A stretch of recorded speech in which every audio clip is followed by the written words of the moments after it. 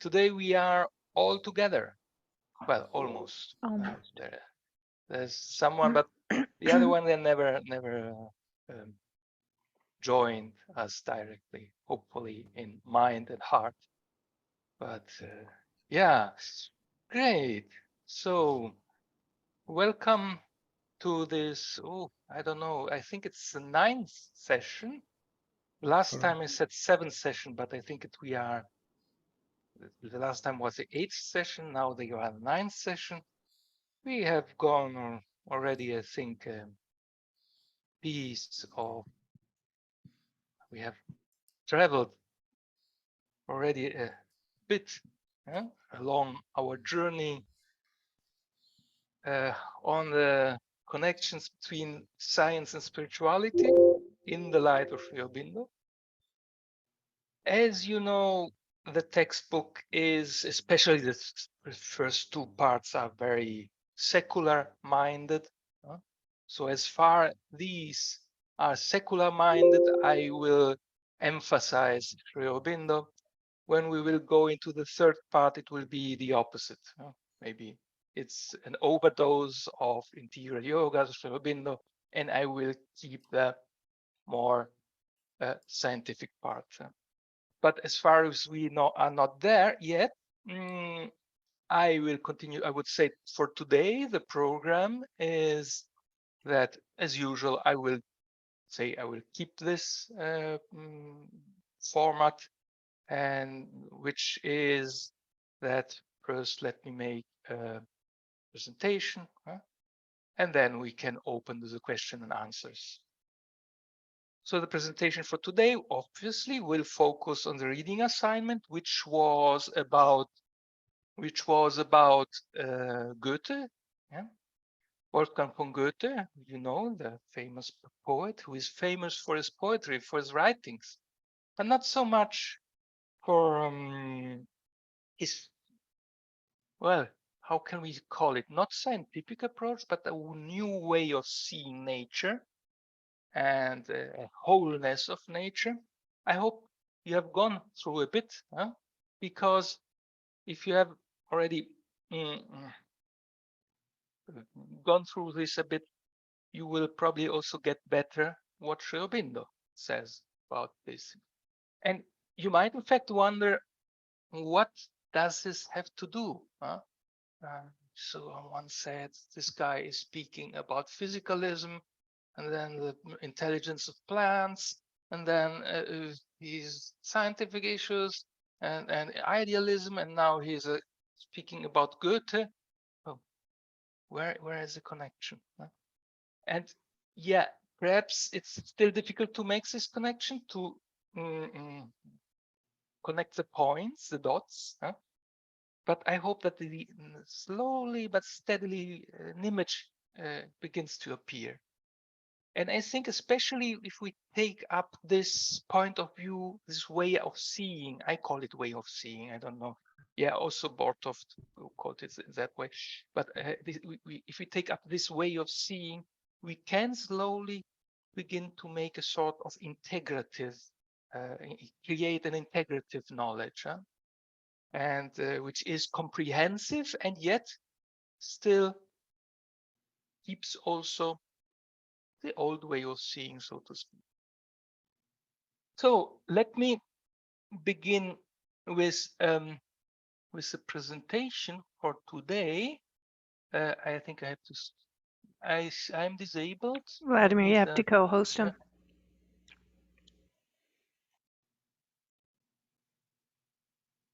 Okay. So I share the screen. Here we are.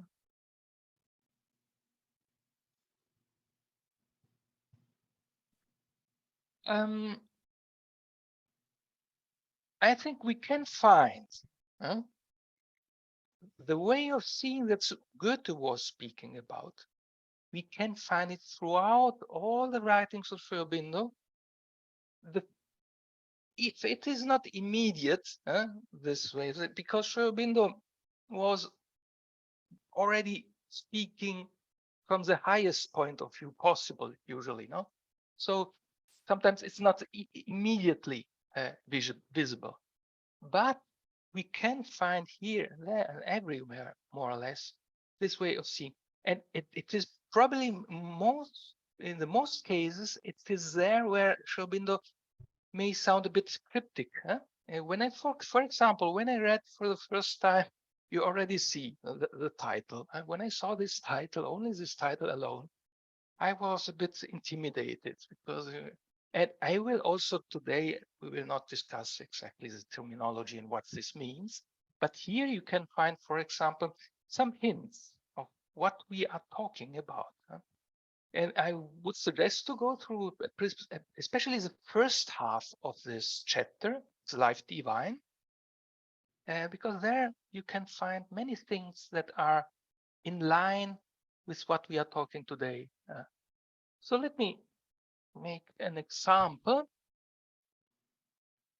So I prefer to read Sri Aurobindo because his power, his expressive power is so clear. Huh? And then I will try to comment on it in the frame of what we are doing here today. So he speaks about consciousness force everywhere inherent in existence, acting even when concealed, is the creator of the worlds. Even when concealed, it is concealed. The occult secret of nature. Consciousness force everywhere inherent in existence, acting even when concealed, is the creator of the worlds, the occult secret of nature. But in our material world, and in our own being, consciousness has a double aspect. There is a force of knowledge, and then there is a force of ignorance. In the infinite consciousness of a self-aware infinite existence, knowledge must be everywhere implicit or operative in the very grain of its action. But we see here at the beginning of things, apparent as the base or nature or the nature of the creative world energy, and inconscious and a total nescience. So what is he talking about here? He's saying that there are two ways of seeing. There's a double aspect. There's a force of knowledge, and then there's force of ignorance, which is not only two ways of seeing. There is an action of nature, and we will get to this. There's a nature of ignorance and the nature of knowledge. We will discuss this later in more detail. But he is inviting us. This is in an invitation of trying to see and to go beyond our way of perceiving the world, which appears only as a force of ignorance.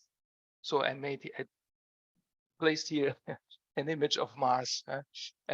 This is clearly a place where nature was not able, or not interested perhaps, to go beyond forces of ignorance. It is just a desert.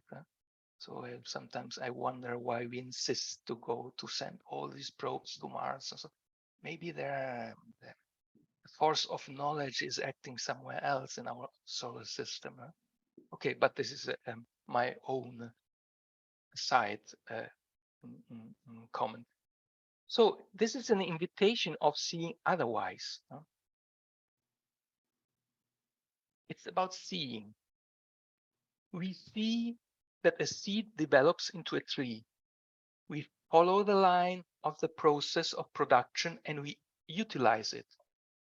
But we do not discover how a tree can grow out of a seed, how the life and form of the tree come to be implied in the substance or energy of the seed, or if that be rather the fact how the seed can develop into a tree. We know that genes and chromosomes are the cause of hereditary transmission. By the way, this is interesting because I think this is one of the edited editions of the Life Divine, because as far as I know, the knowledge that genes and the chromosomes is only about the 1940s, hasn't been discovered in the 1920s. Anyhow, we know that genes and chromosomes are the cause of hereditary transmission, not only of physical, but of psychological variations. But we do not discover how psychological characteristics can be contained and transmitted in this inconscient material vehicle. I know of people who, when they read these passages, these and others, especially in this chapter of the Life Divine, said, "Oh, but this is all stuff that's all wrong, because nowadays we know everything through the DNA and genetics and this and that." That's in reality, that's wrong. The DNA is not template of our, at least our bodily morphology. You cannot explain through the DNA how all the embryogenesis comes into being, how our body plan, it is not stored in the DNA. And this is one of the things that people sometimes think and believe, but it is more and more evident that there's much more than that. And we have no idea how we get from this inconscient material, the DNA, all this binary code that is stored in the DNA, up to psychological characteristics. There's a bridge completely missing, and we have no idea about that, how this comes into being. Life principle produces its vegetables kingdom, teeming with a countless poison of quite different plants, trees, flowers. A principle of animal life produces an enormous variety of genus, species, individual variations. He is stating that there is a life principle, by the way. This is another thing that modern biology, most biologists will tell you this has been debunked by science.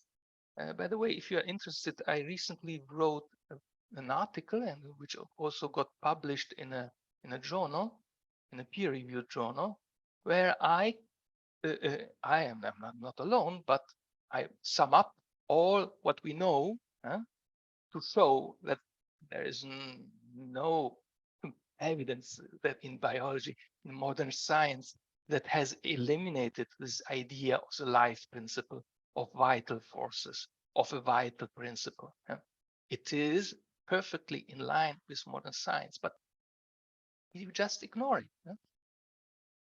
But the point that Sri Aurobindo is making here is a bit of a different type, and namely that throughout there is the constant rule of a general sameness in the original determinate, and subject to this substantial sameness of basic substance and nature, a profuse variation in the generic and individual determinants. The determinant in this case would be the plant, the trees. An identical law obtains of sameness or similarity in the genus or species with numerous variations, often meticulously minute in the individual. He is making here us in front of an apparent paradox. The apparent paradox that there, on one side we see sameness, but on the other side there is this profuse variation, and that is also a topic that is taken up over and over again in Goethe, who says we have a sort of archetype. He was a more Platonist type, even sort of didn't agree, but I would say Goethe was on the Platonist side, and he saw this archetype. This is always the same archetype, which, however, in the manifestation produces a profuse variation in genus, species, and whatever. But there is a sameness. Also the trees. If you look at trees, they are all different from each other, and yet there is something that they have in common. But we do not find anything in any general or generic determinate necessitating the variant determinations that result from it. a necessity of immutable sameness at the base, and of free and unaccountable variation on the surface seems to be the law. But who or what necessitates or determines? What is the rationale of the determination? What is the original truth or its significance? What compels or impels this exuberant play of varying possibilities which seem to have no aim or meaning unless it be the beauty or delight of creation? Here I like how Sri Aurobindo, you see, he puts together the scientific Sri Aurobindo comes together with the poet, which is not, in a certain sense, that's what we are trying to achieve, something that is integral, also in the sense that poetry is not just some subjective point of view seeing things, but where poetry also expresses profound truths in things, which, however, are not visible in the force of ignorance, but are visible in the force of knowledge, in another type of nature, which is behind the veil. A mind is seeking and curious inventive thought, a hidden, here we are, a hidden determining will might be there, but there is no trace of it in the first and fundamental appearance of material nature. Here again, you can see he's inviting us, look beyond, not just with your sensorial seeing. Yes, you have to begin from that, from the sensory experience. But the sensory experience can put you in contact with this hidden determining will. And he says, might be there. It might, if we are only at the mental level and look at nature only from an analytic point of view, but we can slowly become aware of it with intuition. And then this might appears. And if we go a little more beyond this intuition, then this might becomes a self-evident that there is a hidden determining will in nature. How do we do that? As Sri Aurobindo, we already went through a bit, we discussed a bit the idea of, not the idea, the practice and the fact that there is a lower buddhi and a higher buddhi, a lower and lower form of understanding, and that needs a purification of understanding to get to this higher form of understanding, the higher buddhi that we discussed in one of the last sessions. Here again, Sri Aurobindo comes again with something very similar, but he says, and here's one important point, it's not only a knowledge of ourselves, it's not only of something going inside of us, but we must also discover the spirit outside of us. Let's see. There are two kinds of knowledge. That which seeks to understand the apparent phenomena of existence externally by an approach from outside through the intellect. This is lower knowledge, the knowledge of the apparent world. Secondly, the knowledge which seeks to know the truth of existence from within, in its source and reality, by spiritual realization. Ordinarily, a sharp distinction is drawn between the two, and it is supposed that when we get to the higher knowledge, the God knowledge, then the rest, the world knowledge, becomes of no concern to us. But in reality, there are two sides of one seeking. I would have said even of one seeing. My parenthesis. All knowledge is ultimately the knowledge of God through himself, through nature, through her works. So I think here this is an important point, because I see this very often also among our Bindonians, who say we should not be attached to external things. We should discover ourselves inside of us, and which is absolutely true. This is a first movement and is absolutely necessary. If you don't do that, you can't do the rest. But the integral yogi, you see the integral, he said, we should find not only the spirit in us, but we should become also able to see and find it also outside of us. This is something that is not so obvious. I think many spiritual paths, this is not considered as important, where he says, in fact, this is important. And how do we get there? My proposal is to exercise a bit with this Goethean view. Science, art, philosophy, ethics, psychology, the knowledge of man and his past, action itself, interesting, action itself, are means by which we arrive at the knowledge of the workings of God through nature and through life. First, it is the workings of life and forms of nature, which occupy us, but as we go deeper and deeper and get a completer view and experience, each of these lines bring us face to face with God.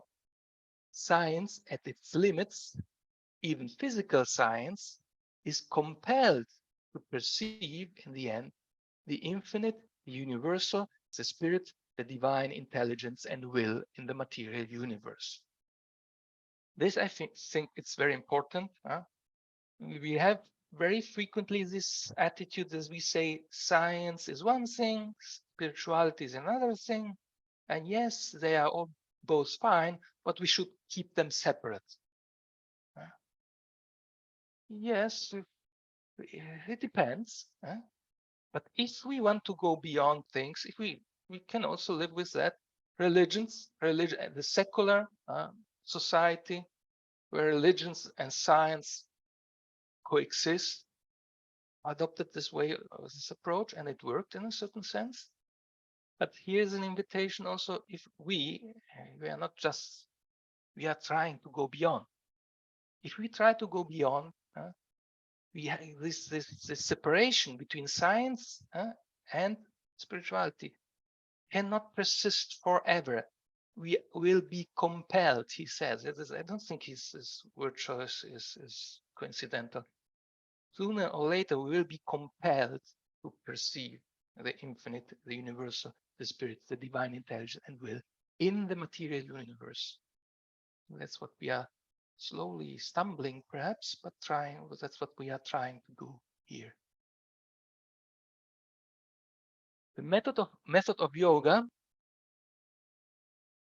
The method of yoga and knowledge must always be a turning of the eye inward, and so far as it looks upon outer things, penetrating of the surface appearance to get at the one eternal reality within them. The lower knowledge is preoccupied with the appearances and workings.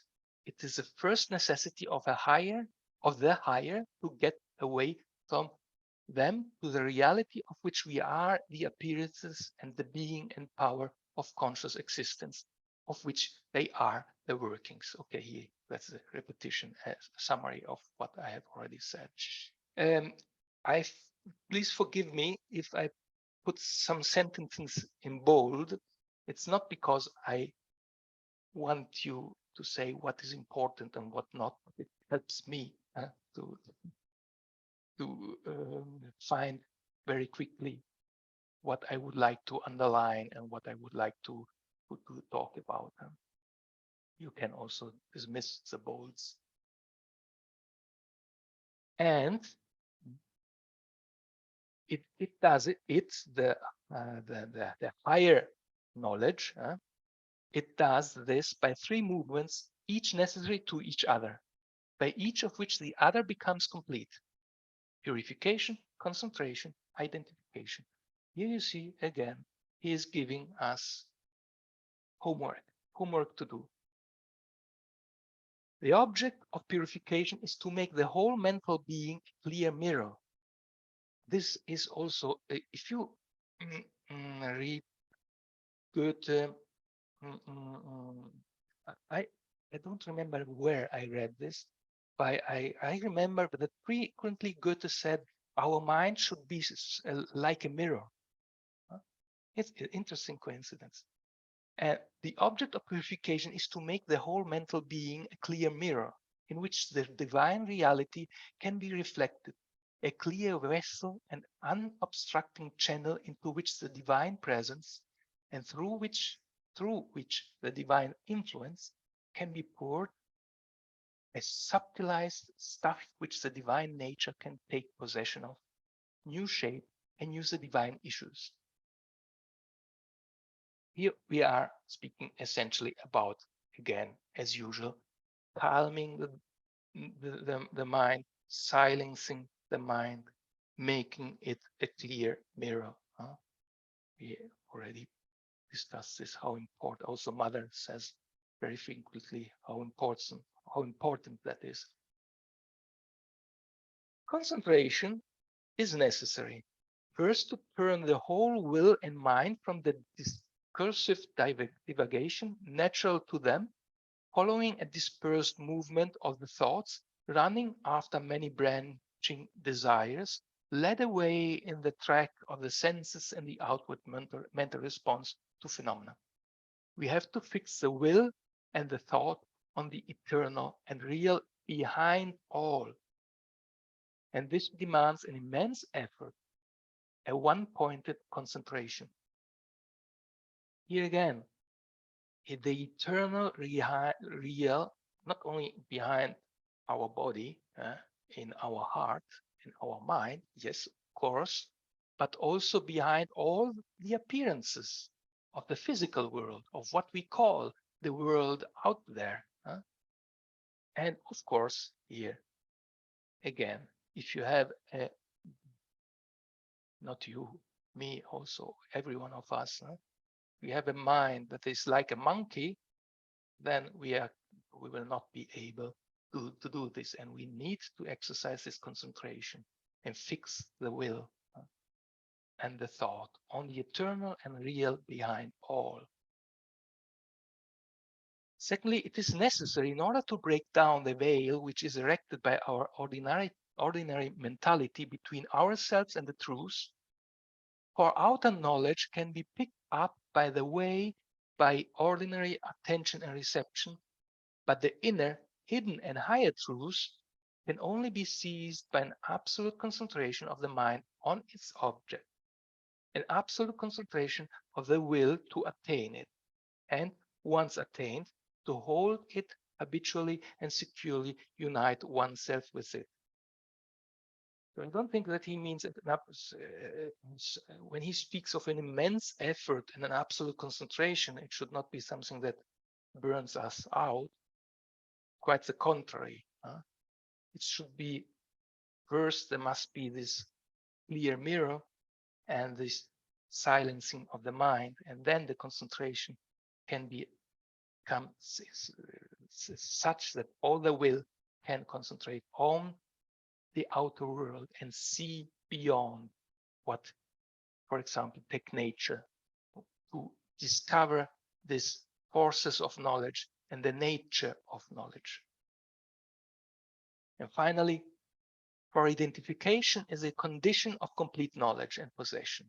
It is the intense result of a habitual purified reflecting of the reality and an entire concentration of it. And it is necessary in order to break down entirely that division and separation of ourselves from the divine being and the eternal reality, which is a normal condition of an unregenerated mentality. So, purification, concentration, identification. Okay, so conclude taking this another quote from Sri Aurobindo, where he says, he, the yogin, or nowadays we would say he, she, the yogini, sees God through the data of science. Oh, through the data of science, the yogin or yogini sees God through the data of science. Then you can do this. You can see God through the data of science, God through the conclusion of philosophy, God through the forms of beauty and the forms of good. God in all the activities of life, God in the past of the world and its effects, in the present and its tendencies, in the future and its great progression. Into any or all of these can bring his illumined vision and his liberated power of the spirit. The lower knowledge has been the step from which he has risen to the higher knowledge.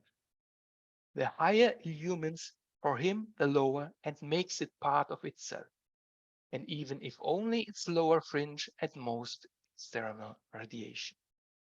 Notice that he says we have to get to the higher knowledge, but we should not throw out the baby.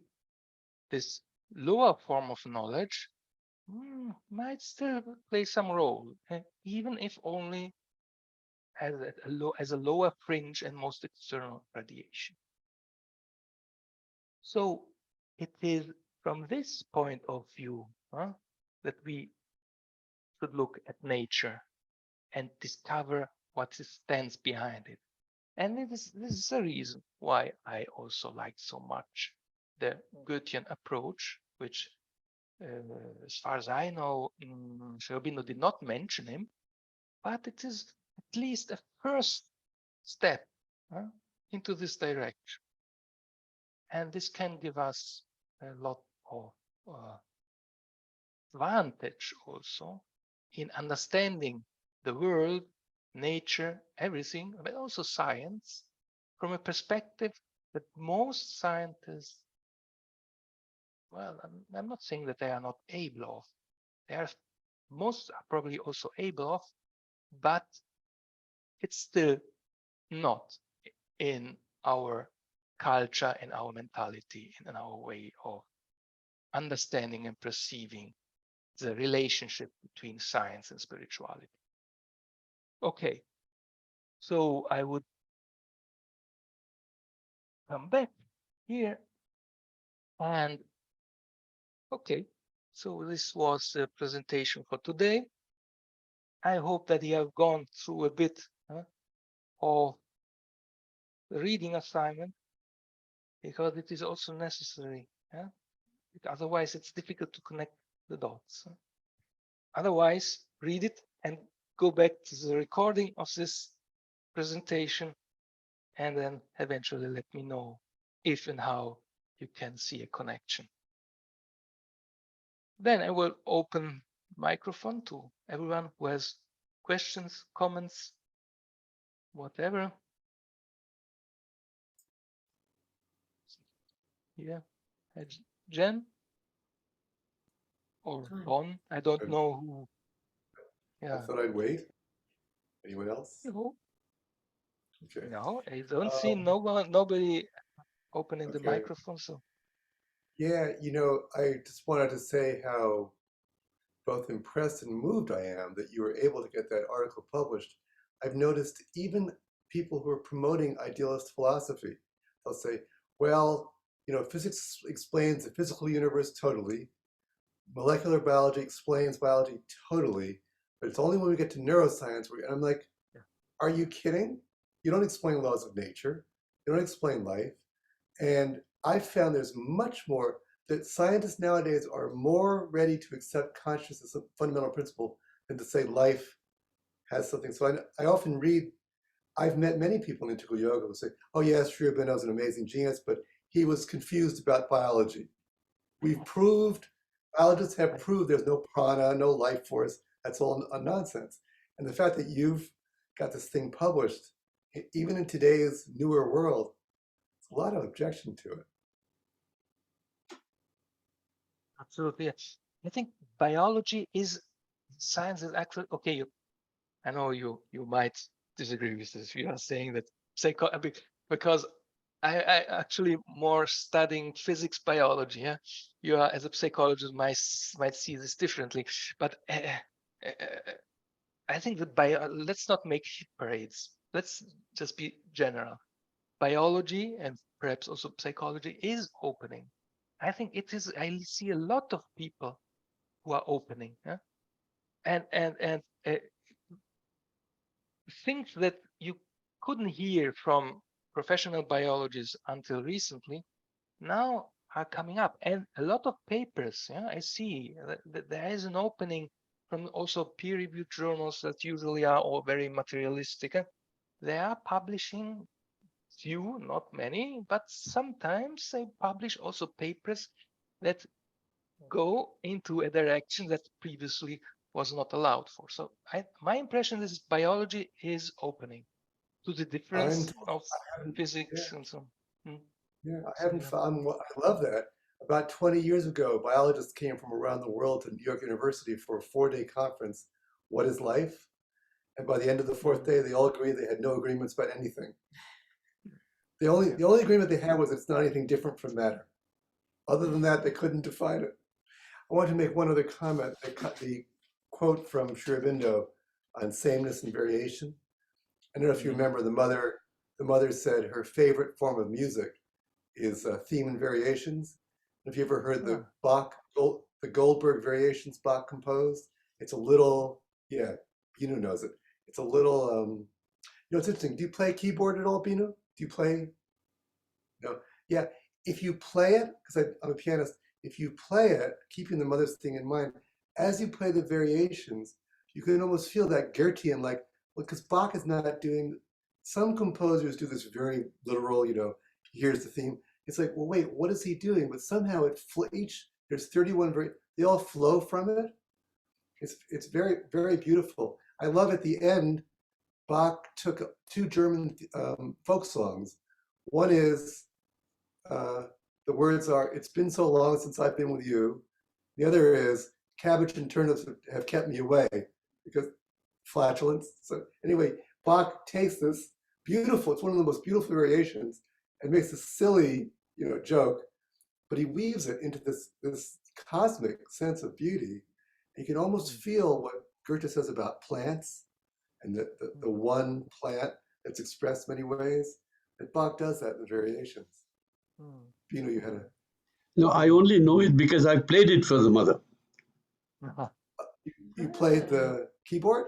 No, No, the no, music. I played the recording for the mother. Recording. Oh, wonderful. Of the music, yes. Yes, wonderful. Yeah. That's interesting. Yeah.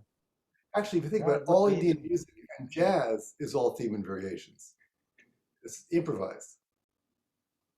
And you have a theme, a song, and variations. And when you see a great jazz player, you can see they're inspired. They're being taken over, Yeah, you mean this? It would be interesting to connect also music with this Goethean approach. If you have some idea, make something about it. I will be your student, Vladimir.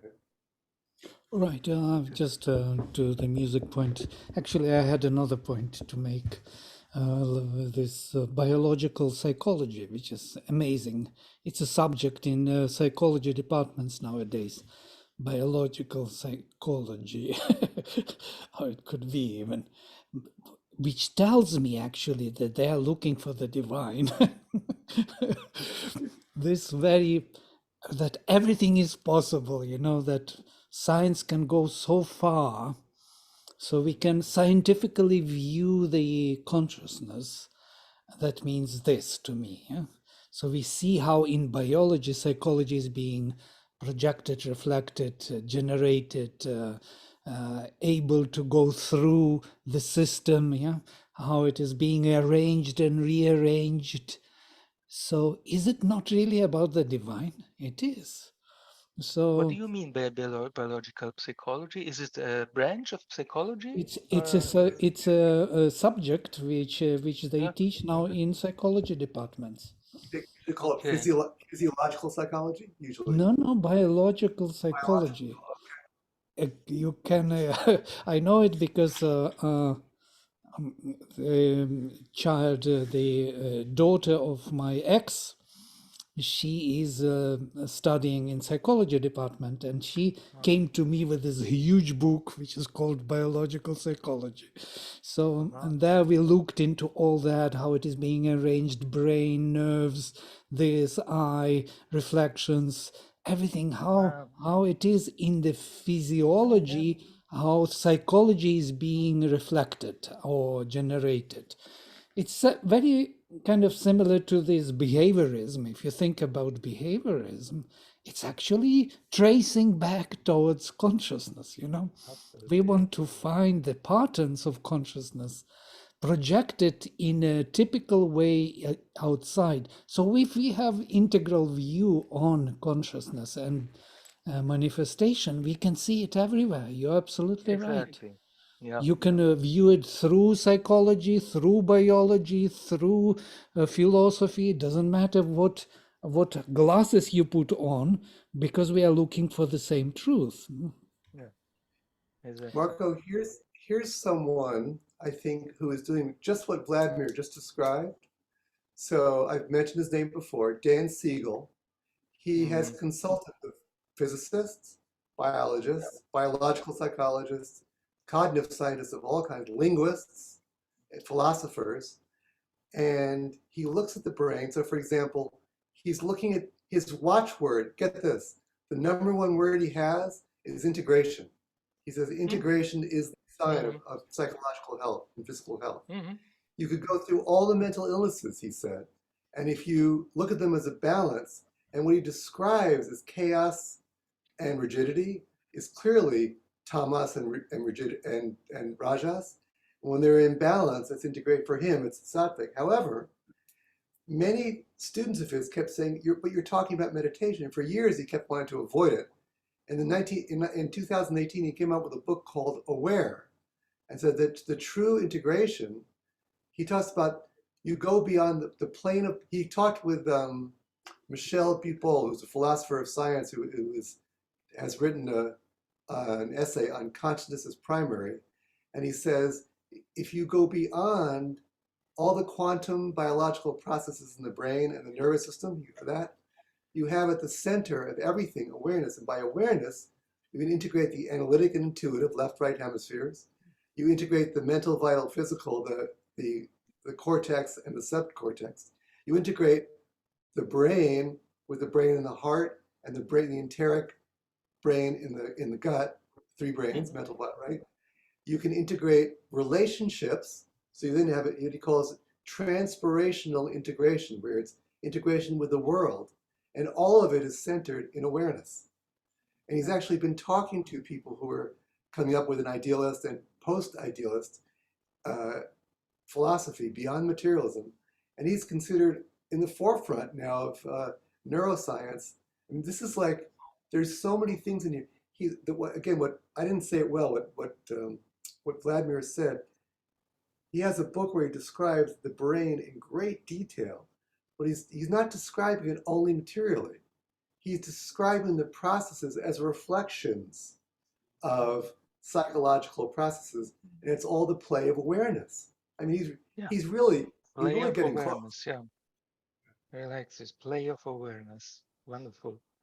And he has worked with quantum physicists saying there are ways, not just subatomic. There are ways, he says, you can see that the way when the nerve impulse travels over the synapse from one neuron to the other, that leap. He says, I don't understand physics at all, but he says the same thing that you call, I know it's metaphorical, the quantum leap, whatever that is. The same thing happens. Ilya Prigogine won a Nobel Prize in chemistry, said that when chemical transformations happens that way. And there's some biologists who say the mutation to species is not linear. There's a quantum leap, and also psychologists say in development, as children develop from one level to the next, there's a similar. It's a buildup. Prigogine described this in the chemical. There's a buildup of tension, and suddenly there's a leap. And if you look at Sri Aurobindo's description of chakras and development in Life Divine, from the physical to the vital, it's the same process of development, whether it's the atom, quote unquote, subatomic particles, life, evolution, psychology. It's all the same thing. Yeah, there is a reflection. Yeah. Bino, did you want to say something?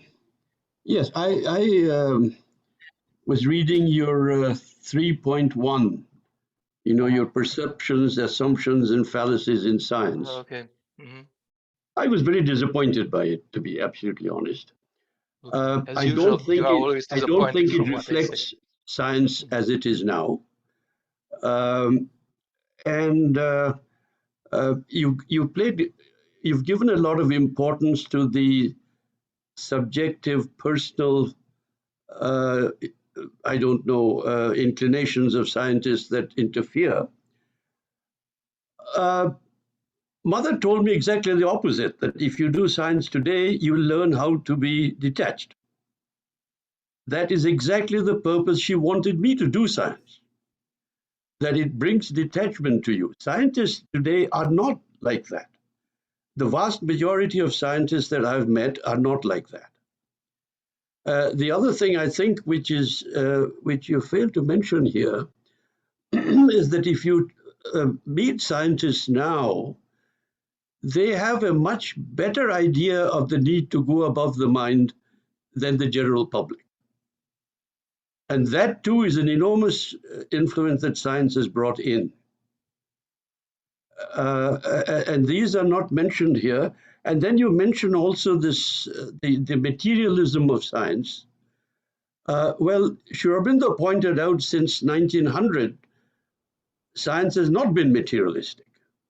What you are writing here is very old science, in fact, and I can read a quotation about that from Sri Aurobindo, which I would like to do. If you give me a minute, I'll find it.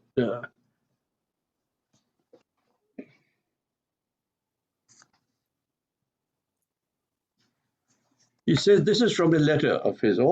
Most of his writings on science, directly on science, are from his letters. The defect in what X writes about science seems to be that he is insisting vehemently on the idea that science is still materialistic, or at least that scientists, Jeans and Eddington accepted, are still fundamentally materialist. This is not the fact. Most continental scientists have now renounced the idea that science can explain the fundamentals of existence. They hold that science is only concerned with process and not with fundamentals.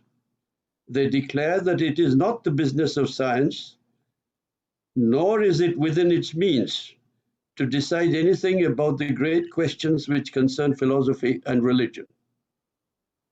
This is the enormous change which the latest developments of science have brought about. Science itself nowadays is neither materialistic nor idealistic. The rock on which materialism was built, and which in the 19th century seemed unshakable, has now been shattered. Materialism has now become a philosophical speculation, just like any other theory. It cannot claim to found itself on a sort of infallible biblical authority based on the facts and conclusions of science. This change can be felt by one like myself, who grew up in the heyday of the absolute rule of scientific materialism in the 19th century. The way which had been almost entirely barred, except by rebellion, now lies wide open to spiritual truths, spiritual ideas, and spiritual experiences. That is the real revolution. Mentalism is only a halfway house, but mentalism and vitalism are now perfectly possible as hypotheses based on the facts of existence, scientific facts as well as any others. The facts of science do not compel anyone to take any particular philosophical direction. They are now neutral and can even be used on one side or another, though most scientists do not consider such a use as admissible. Nobody here ever said that the new discoveries of physics supported the ideas of religion or churches. They merely contended that science had lost its old materialistic dogmatism and moved away by revolutionary change from its old moorings. It is this change which I expected and prophesied in my poems in the first Ahana volume, poems entitled A Vision of Science and In the Moonlight. This emphasis that you are still putting on materialism is really old stuff. I don't find this really when I move amongst physicists. And they particularly, I think, more than any other collection of people that I meet, are aware of intuitive knowledge that comes from above. And they use it. Many of them use it. The other thing I wanted to point out also is in reference when you have concluded by saying that in what is coming, we are going to look at at how you can input from Sri Aurobindo. In fact, that's what you were reading today, and bring that into science. There are a couple of things from the mother I would like to read here. In a class of 29th May of 1957, mother says, I may add, moreover, that this intellectual human science, such as it is at present, in its very sincere effort to find the truth, in its very sincere effort to find the truth, is, surprisingly enough, drawing closer and closer to the essential truth of the spirit. It is not impossible to foresee the movement where the two will unite in a very deep and very close understanding of the essential truth. It is a very different picture from saying that all that we have seen is of no consequence. We have to bring stuff from the spiritual side into science. Here she's talking about the two coming together. Yes, that's what I'm saying too. And now later, after the supramental descent had taken place, she changed this somewhat. And this is from, that previous one was from the 50s. 1962, she made a comment after reading Sri Aurobindo, one of Sri Aurobindo's aphorisms. And this is her comment. For a very long time, it seemed to me that if a perfect union could be achieved between the scientific approach carried to its extreme and the spiritual approach carried to its extreme realization, if both could be joined, we would naturally obtain the truth we are seeking, the total truth. But with the two experiences I have had, the experience of external life with universalization, impersonalization, in short, all the yogic experiences one can have in the physical body, and on the other hand, the experience of total and perfect union with the origin. Now that I've had these two experiences and that something has happened which I cannot describe yet, I know that the knowledge of the two and the union of the two is not enough, that they lead to a third thing. And it is this third thing which is in the making, in course of elaboration.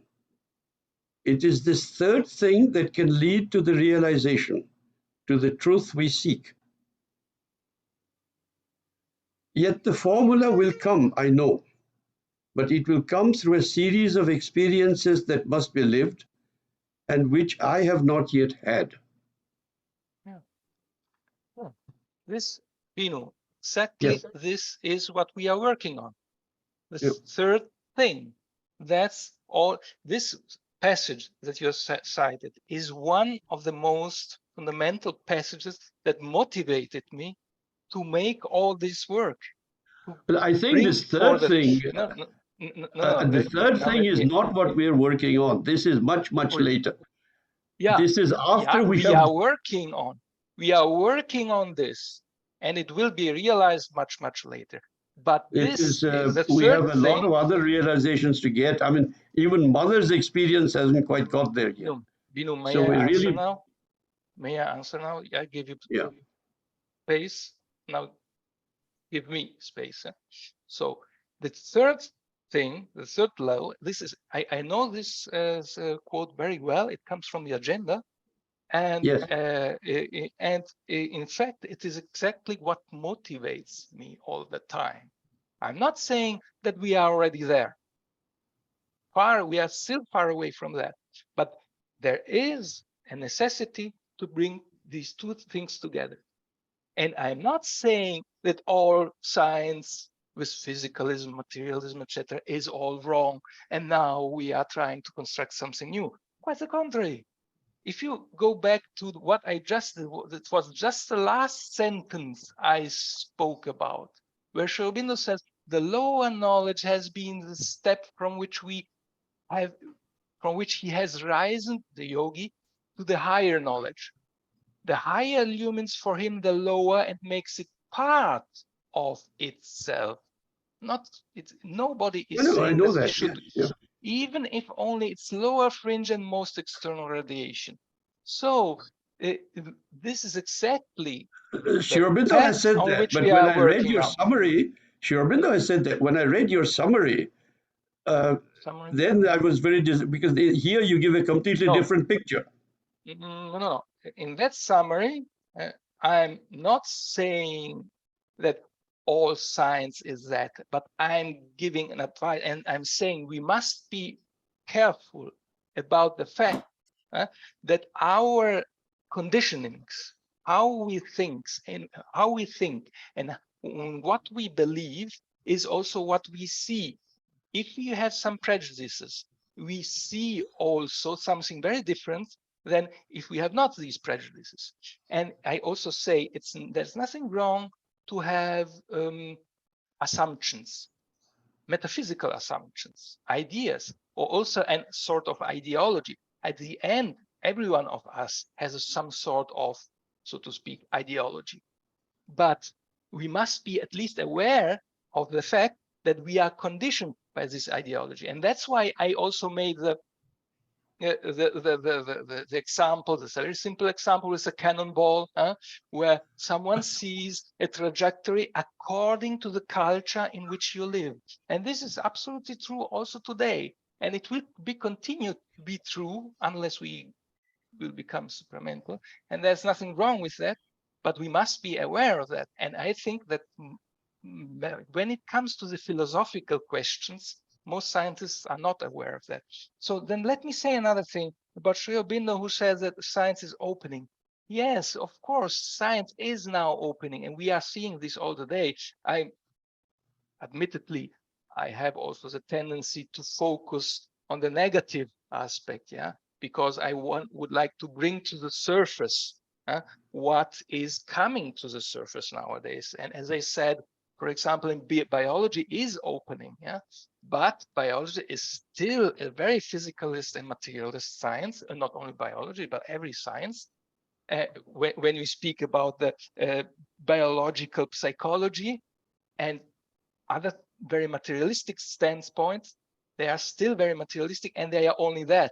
They are not in the sense like Vladimir said and like Don said. Most of psychologists with whom I have spoken about, and also most of the physicists, but with physicists is another thing. The materialistic aspect is still dominant, and they are not aware of that. And I would like also to add another thing, where Sri Aurobindo says now science is. I'm afraid that unfortunately there has been, since those times, there has been also relapse. There has been a falling back of science, and not only of science, of our philosophical attitude towards the world. This materialism has come back in a certain sense, because when I read, for example, Schrödinger, Heisenberg, Compton, Eddington, these were all physicists that were very open. Their point of view nowadays has almost fallen apart. It is, for example, Heisenberg was speaking about the potentia of Aristotle, which is this very intuitive way of seeing, for example, also quantum mechanics. You will not find many physicists agreeing with this kind of, because you know what? I know where you come from, Bino, because I was there myself. When I was working as a physicist, and I had my colleagues with whom I spoke about these things almost never, and almost never spoke with these things, about these things.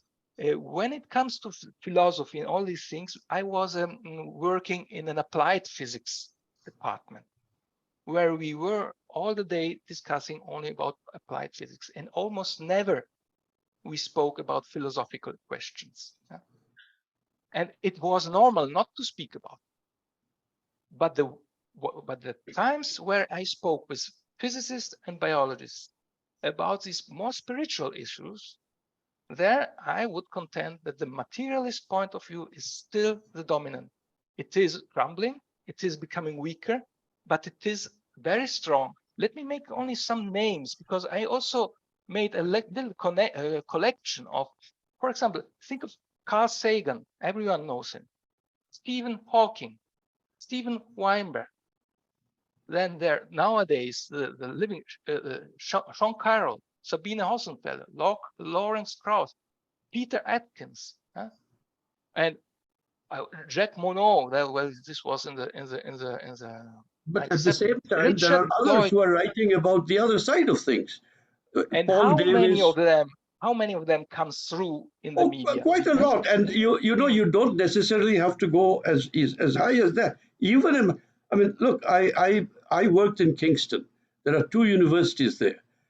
I was at a conference of Canadian physicists where the 2 heads of departments and I was sitting together at dinner. In fact, I was between them. That whole dinner, the 2 of them, both Canadians of Scottish extraction, the whole time they spoke between themselves about the relative merits of Sri Aurobindo and Rabindranath Tagore. One was following Tagore, and the other was following Sri Aurobindo, the other one being my head of department, and I had spoken to him about that. These 2 people argued on with this during the whole dinner. I was very interested. My wife happens to be a descendant of Tagore, and I've come from Sri Aurobindo's side. I didn't start this off. I mean, it's a different perception, Bino, but it's okay. It's okay. There are lots of these things. When I go to, I talked to you about Bardeen the other day, the only double Nobel laureate from the US in physics. He was very interested in these things. So I mean, it's not. There are a lot of people. Anyway, go ahead. Yeah. Okay. Okay, Don. Let me. There was Don first, so then Vladimir. Yeah. All right. Don. I have statistics, but first one must be very careful. I have searched and indexed every comment Mother and Sri Aurobindo have made on science, and there's actually, Marco's right. After that letter you quoted, there's a letter about 2 years later where he said the situation has devolved, it's gotten worse. It's worse than the 19th century, so you have to be careful. And when Mother was saying science is good for you, she wasn't necessarily saying all scientists are that way, but let me give you statistics. Let me give you historian statistics. Barry Dasi is a medical scientist who's very interested in complementary medicine. He said he would regularly travel around the country, United States.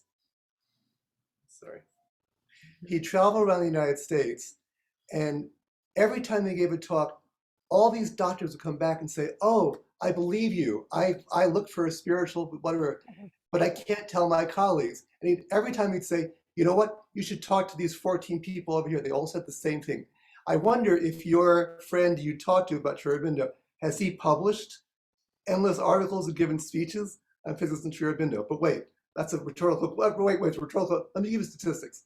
Ian McGilchrist is a British psychiatrist who spent 30 years researching hemispheric differences. He wrote an 800-page book in 2010 and now come out with a 2,000-page book called The Matter with Things.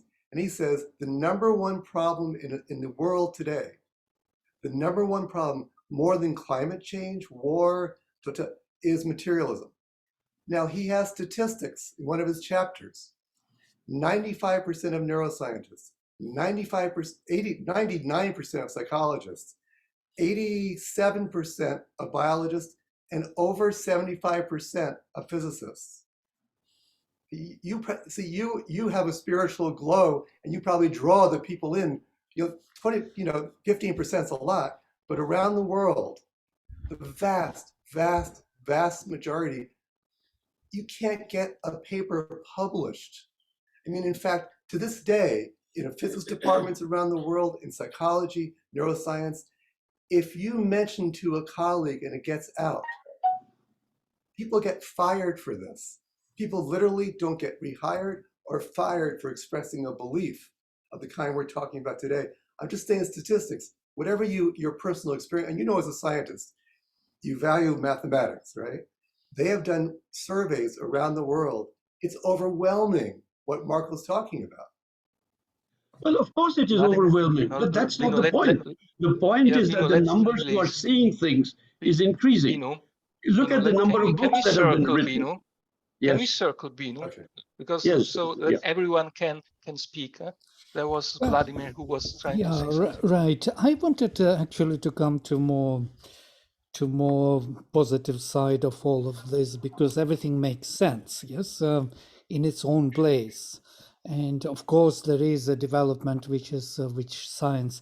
I'm coming back to the origins of science, and I think it started with Socrates somewhere in the shift of the mind, towards exploring the reality by oneself, by one's own consciousness, with one's own experience and conviction, without referring to some myth or some vision or some, bards from the past or some rishis of the past. So Socrates says directly, so now I don't need anybody to tell me how the world is. I can explore myself, I can measure it, I can think over, I can weigh it, measure, weigh, think over, and come with conclusion. And I think this is scientific approach. So to be independent researcher, to be independent, but unfortunately, of course, now you have the whole tradition, scientific tradition, which you have to refer all the time. And without reference, you are not a scientist. So that means you are within the field which is determining your way of thinking. You are not free. This is one thing. But what is interesting for me, standing out very clearly from this discussion, that science is more of apprehensive cognition. More than comprehensive. And this beautiful example of Goethe, which you present here with color, a color which we see as it is, register it objectively, as it were, and subjectively, what is happening, comprehensively, holistically, subjectively, or even deeply, comprehensively, how we comprehend that to be meaningful to us and to the rest. So that meaning part is derived from apprehension. So to say, we have to define first the objects as such, and from there derive comprehension, not together. And this togetherness is, I think, that third part or third way which we are looking for. We didn't yet discover it because it needs deeper realization of the truth in all directions. So this is the only thing I wanted to come. So to come with some positive outcome for us to understand what we are dealing with. Thank you. Yeah, in fact, Vladimir, this is an interesting comment. I will come to this. I would like also to hear a bit something from Rade or Anna eventually. Sure. Rade, have you? Sure. Yeah. May not be in context, but Rade, if you have something to say, go ahead. Not all these. It's hard to jump in. It's hard to get in there. We got Mike way ahead of me. 10 minutes open before I can click on mine. It's like that buzzer game. Who can hit the buzzer the quickest? Yeah. But no, this is interesting, and I haven't wanted to interject because I wanted that the topic to circle around and complete itself. But what I wanted to say also was a bit more positive, and a couple things. One, had I not been familiar with Sri Aurobindo's teachings and his understanding of the levels of the mind and of consciousness, reading this chapter and reading what Goethe had written and suggested and proposed and even experienced, I would have honestly walked away saying, "Who is this guy? This is impossible. What's he talking about?" It's kind of woo-woo type stuff. But so I was amazed as I read it, and I was amazed that he was 45, 50 years before Sri Aurobindo. The number of similarities, as you were pointing out in the beginning, and just how easy the reading came and made sense again because of the background that I've had in Sri Aurobindo's writing. So one, I don't know how others who do not have kind of the Sri Aurobindo totality of creation can even manage to accept or stay open to Goethe. So that was just one observation. Two, I would just say, walking away from this, to me, the important thing is what you've mentioned several times in this chapter is, how you see the world is how you live, is how you teach, how you interact with others, how you treat others, how you treat yourself, how you treat animals. So this whole way of seeing in a different way, of seeing this unity first and then the differences, right, the peculiarities, really creates a different perspective and a different way of living. And to me, that becomes the key. And you kind of end with this example of the Native American Indians that were very much aligned with nature and saw nature as an extension of themselves. And the way that they lived and they treated Mother Earth and they treated each other was very different than what we see in today's world. So it's absolutely true. And I walked away being able to feel and to understand and to see this, that how you see the world, if you're able to see this unity before you start picking apart the different aspects of something, and you can and if you can't see it, you can feel it, then you have a whole different way of walking, talking, interacting with everything around you. So I thank you for that, because that just kind of really hit home at the end of the day. And then I'll just say the last thing, the third thing here, again, all a little disparate, but because Vladimir's been doing a lot with these faculties of consciousness. And so I went back. How does it happen? How do we start to live from the higher mind? How does the spiritual light begin to unfold and impact how we view and see things, and eventually open the lower mind and begin to transform and integrate and enlighten it without leaving it behind? And I went back to the Divine Body chapter of Sri Aurobindo just to see what it says about the senses, particularly. And what he said there was that, and it makes sense to me, that partly what will happen as the body begins to transform is that the subtle senses themselves will begin to open, will be accessible, and the opening of these subtle senses will likely have an influence and transform our outer senses, so that what we can't see now with our eyes or hear with our ears or sense, with our touching, will now become possible. So we'll actually be able to me, the hope is you can actually physically see that oneness in everything, not just through the subtle senses, which will make it easier, but that whole opening will transform our outer physical being and these senses. And so I found that hopeful and intriguing, and I can see it. I've had my own experiences where that visual that comes through, and it's still a very clouded way, but it comes through. So just wanted to share that too. Yeah, thank you, Radha. By the way, Mother speaks about this last aspect of the senses that becomes one sense, by the way. Mm. A physical one sense that has, but this is wonderful. It would be a great topic to discuss about.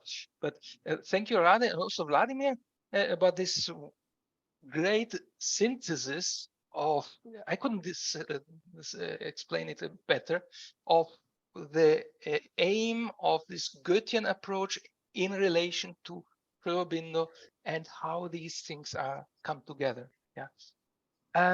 Jen, do you want to say something, or you are not? I don't want to force anyone, but sometimes I wonder. Yeah. Just as Radha was speaking, it occurred to me, and this is probably obvious, but that's the principle of all conflict resolution, is starting with the idea of what we have in common, what we share, what matters to everyone. Yeah, yeah, absolutely. This is also, this is another Pandora box, huh? Pandora in the positive sense, that would be a topic. The principle of oneness is the principle of conflict resolution. Yeah, the Sri Aurobindo talks about that a lot in the ideal of human unity. Yeah. And the principle Anna, I don't. Sorry, go ahead, Jen. Oh, I didn't hear you. Sorry. No. Anna? Just wondering if you want, because in 10 minutes we have to close, so I would like also to give space to everyone. Mm. So I believe it's not that some scientists are not spiritual enough, but how they, okay, so now we live in the era where nuclear bomb threat is suddenly, Unfortunately, Anna, I don't hear you very well. Sometimes I capture, sometimes not. Perhaps you have to find a place where there's a better signal. I don't know. Okay, then I'll tell it the next time. Yeah, that's fine. Or you can send it also on the forum, our mailing list, personal mailing list. Perhaps some suggestions and idea. Yeah. Okay, thank you. Okay, Binu, now we have made all the circle. Finally. No, I don't have much. I think I've made my point, but I will say that when Dawn was speaking, that there are, if you look at the literature, there are several books now coming out written by scientists looking at the insufficiency of science and the need. If you read Paul Davies, if you read, there's a very good book by Janowski on the outer limits of reason, and so on. There's The Mind of God by Paul Davies, and Frank Wilczek from MIT has written a book on what's called the lightness of being. He calls it the lightness. There are people who are getting these ideas, and the question is not whether it is 15%. The question is whether it is more than before. And that is certainly the case, I think. Yeah, but it's not so important to agree how many. If you, the important point of this chapter that disappointed you is not so much to agree if nowadays scientists are so also. The important point is that we become aware that our thinking determines our seeing. What we think and what we believe is how we see.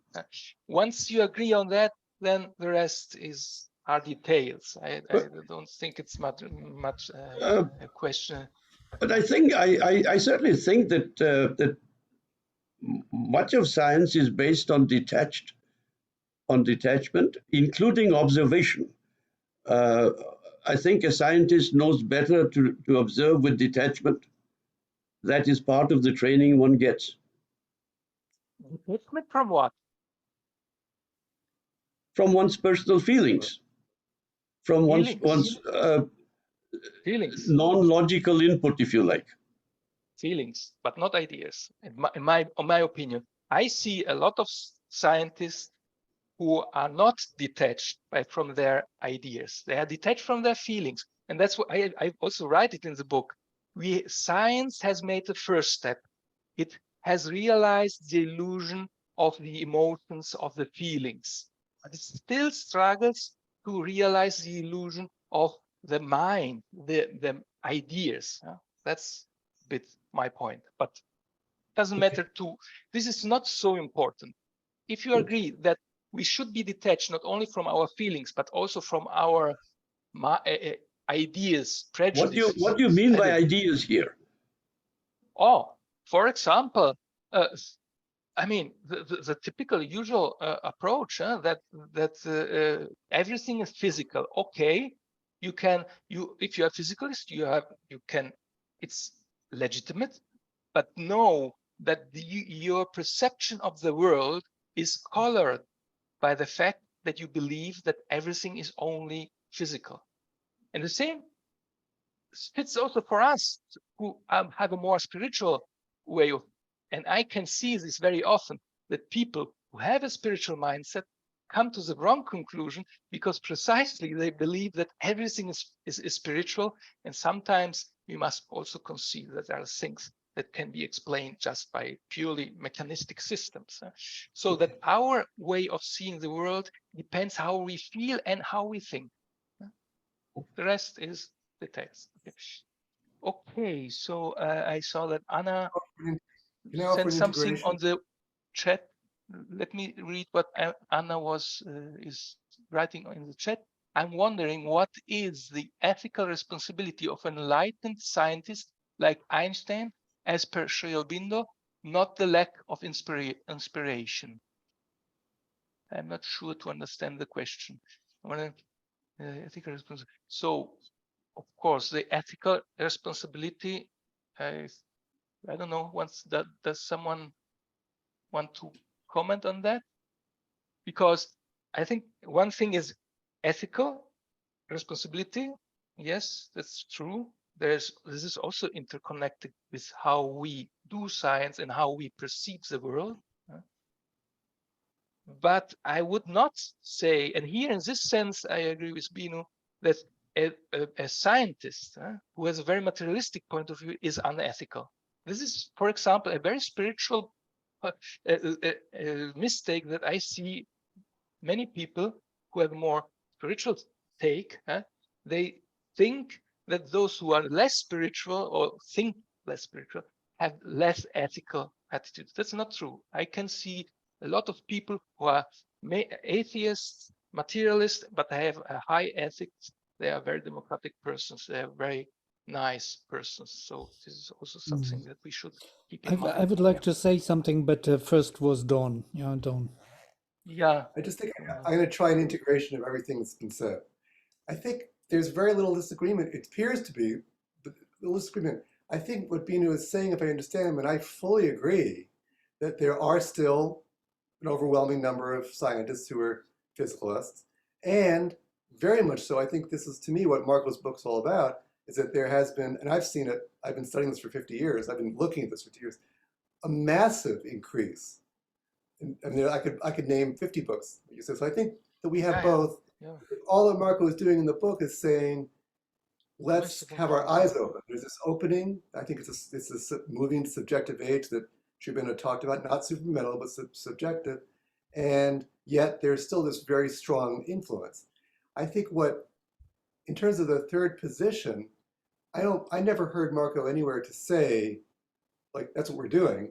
But I think when Vladimir described the apprehensive cognition, and when Rade was describing both the more comprehensive higher mind, not supramental or not, overmind, but the high, or it may even be in our ordinary mind opening to higher mind inspiration, plus crucial thing, which I wrote about this in the appendix to our book on a future science.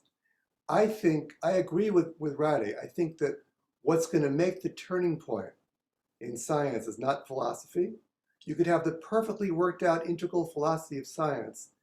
What's going to happen, I see this in psychology and parapsychology, and I see it in working with younger children. There's also an opening, subtle senses and subtle forces. Absolutely. What I have said for 45 years is that I think Mother is very wise. I mean, the Divine Mother. There's been an enormous increase since the 60s, in America at least, in opening to out-of-body and subtle experiences. We're not good. If people open to that without some psychic opening, it's going to make Trump look like a saint, you know, like whoever develops those inner powers. So I think what's going to happen is that as people like Siegel, and Daniel Siegel does practical psychotherapy too, so he's teaching people to connect to that awareness. And atheists come to him, he does this little awareness exercise, he says, I feel like I've seen God. It's like in 5 minutes, people get this. 5-year-old children in kindergarten are learning this and saying, I go to my center and I'm just like, you know, and you know, children have this opening we've lost.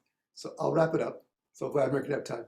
So with a recognition of the physicalist prejudice that's still here, and a recognition of the greater openness, and an illumination, as Roddy was talking about, of not only the comprehensive, but the apprehensible change.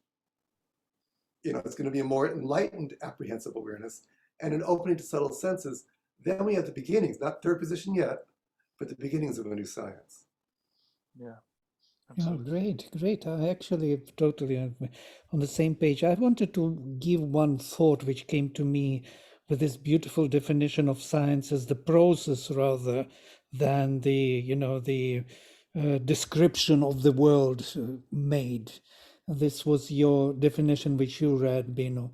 And I think this is very true because scientists now understand that the world is in the making and they are the makers at the same time, and they get the instruments of cognition, and more data comes into them bit by bit, and that data is changing the world at the same time. So it's not that we are describing what is there.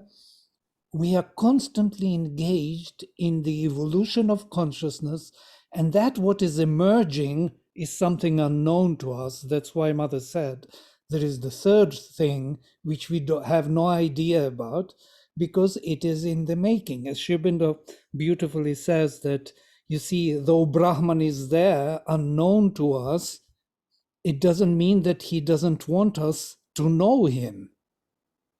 He creates the means, the instruments of knowledge to know him, but while progressing, while evolving in the world. And this is something we have to take into account, not to be misled by this idea that we can describe the world as it is. It's all the beginning of all the first chorus was about all not to fall into the trap of believing that we are describing the world as it is. No? That's why there was this heavy emphasis on it. Anna's ethical question to me, this may not be quite, Anna, what you meant, but I think what you're doing, I think to bring the Sri Aurobindonian and Mother's insights into science as a liberating, transforming possibility in the world is a tremendous ethical responsibility, and I think a beautiful ethical, because it's going to liberate so many people who think they need medication. Yes. For example, in my field, well, no, I have a chemical imbalance, I have to have medication. Just to let people know you're not trapped by that. That's partly physicalist fly. I'm trapped by my body's laws. Okay. That's ethical. Okay, so I think we have to wrap it up because we are running out of time. We are already out of time, I'm suspect. So it was a great discussion. We can eventually continue on this line. Just Google this philosophy of science, and you will see how many million hits you will get. Philosophy of science. Yeah. Philosophy. It's one of the most prominent subjects nowadays. Yeah, absolutely. The point is, what kind of philosophy of science are most of the philosophers of science trying to put forward. I can tell you a lot of things about that too, but okay. So do you feel we should go ahead with Goethe, or can we jump into the right into Sri Aurobindo and the synthesis of knowledge? Goethe. We need Oh, Goethe? okay. Thought we did that this Okay. time, but no, we didn't I'm fine touch for the that. color. We didn't Oh, touch. okay, but we read it. But that's okay. Yeah, if there's discussion there, that's Oh, fine. yeah. Oh, That's mhm. fine. It should remain on this. What do you do? We can What do go you ahead. think? We cannot go ahead. So one. So I would need at least a couple, another couple. What is your choice? For me, we can remain. But I don't want to force. Because sometimes I have the sensation that I want to force and go too fast. But that's not at all my thing. So, Don or Binu or Jan. I think you Anna. can go ahead the way you would like to do it. I think that's all right. Yeah, Okay, it sounds we right. can It sounds also right. go ahead and eventually take up this Goethean aspect, if you wish, next time. So then I would suggest to begin with the third part, and where we jump into. By the way, it's also not probably that these things are already known. You know, there is nothing new for you in this third part, at least most of it, because it's a description about Sri Aurobindo's cosmology, so to speak. I call it like that. And by the way, you can help me also to edit this part, because it's about it begins now. The first part is about the lower hemisphere, and I would go from page 345, 345 to 378, which is a synthesis of knowledge towards a new consciousness, and where it describes the lower hemisphere of consciousness, but also much more. There are a couple of errata that I would like to, on page 365, I speak about Samkhya, where you should replace it with the Upanishads. It's not only about Samkhya. Samkhya, yeah. And yes, so by the way, Vladimir and you and all, you will help me also to pick out, there are also some mistakes that I now see. And on page 390, there's a diagram which stops at the higher hemisphere on the overmind, which is obviously wrong. The higher hemisphere comprehends also Satchitananda and the supermind. But this is probably stuff that you already know, because we are now here all and you know me eventually also better than me, I think. So we can take up the two things together, finish Goethe, and then transition to Sri Aurobindo the next I time. won't be in next week. We are going away the next weekend, but I will catch up with the recording. I'll look into the recording. Keep it in mind. It would be nice also to take some Nietzsche or some one of those, fundamental kind of changes of our mind and thinking, phenomenological kind of the beginning of phenomenology and structuralism would be very useful, I think, but we don't have space for everything, most probably. Yeah. Would you like to say something next time about this, Vladimir? Well, Because I I'm don't not want the to expert of hijack. Nietzsche. No, I just wanted to maybe for your second or third edition of the book, Yeah. you can introduce Nietzsche and maybe some Derrida's kind of thinking I must how say to. that I have never been quite passionate about Nietzsche, but I didn't read much about him. I only searched second-hand summaries. And I wonder why nobody is taking up Schelling. Schelling is, for me, at least as I read it, perhaps it's a subjective, there are personal preferences here again. We are You're reading other. in original, that's why. Yeah, but that's worse because Schelling is it's also very cryptic like Hegel. Huh? But Schelling, in my personal opinion, is the one who got closest to Yeah. Schöbin. Yeah. Yeah, And I nobody agree. is mentioning this. Everyone is speaking about Nietzsche, who also there. Yeah, he got it right with the Superman and so. But there are also a lot Not of because things. of that, not because of that, because Yeah, of his yeah. metaphor, how we perceive, because of his That's psychological interesting. perception. This is interesting. So if you wish 10 minutes next time, Yeah. homework. I'd love to hear that next time. Yeah, I would like to love it because And it's important. structuralism means Saussure. Structuralism, okay. Yeah. Derrida. These two things which determined phenomenology later. Very interesting.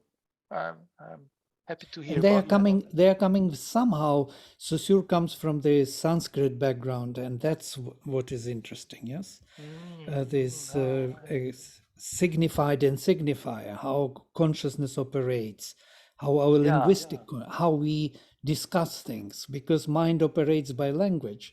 We are all constantly talking, and nobody speaks about that. That we are talking. You'll tell us from the It's also supramental a point of thing, view. Say it again. You'll tell us from the supramental point of view, right? Of structuralism. Yeah, of course. Good. Yes. Well, yeah, we will see. Yes, there will be some glimpse of it. Yeah. Okay. Okay. Thank you, Vladimir, and everyone, for your interesting, hopefully interesting, I think certainly interesting contribution for the next time. Okay. Thank you. Thank you, everyone. Thank you. And I wish you a nice week, a continuation of the week for the You next too. Sunday. Bye-bye.